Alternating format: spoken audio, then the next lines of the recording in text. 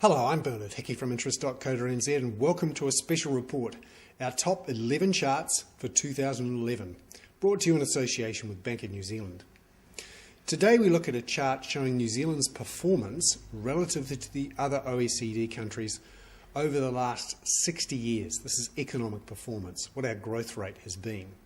So when you look at this chart, you can see there's one right at the bottom down here, and it's New Zealand. We have been the worst performing country in the OECD in the last 60 years in terms of economic growth, actually by quite a long shot. Down here at well less than 1.5% per year real GDP per capita growth. And who is at the top? South Korea with 5.5% on average over that 60-year time period. That shows how poor our performance has been and why we keep slipping down the rankings of the OECD, certainly since 1950, and a good chunk of that underperformance has been in the last 20 to 30 years.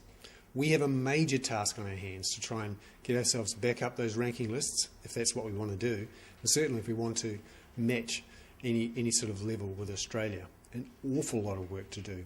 Is it being done? Are those questions being asked? Are the tough policies being introduced? Maybe not, certainly not at this stage. This chart, I think, is an important one to throw at politicians ahead of the election, probably sometime in November 2011. And even though we may win the World Cup in 2011, we're at the bottom of the table when it comes to economic performance. I'm Bernard Hickey. That was the second in our series of the top 11 charts for 2011, brought to you in association with Bank of New Zealand.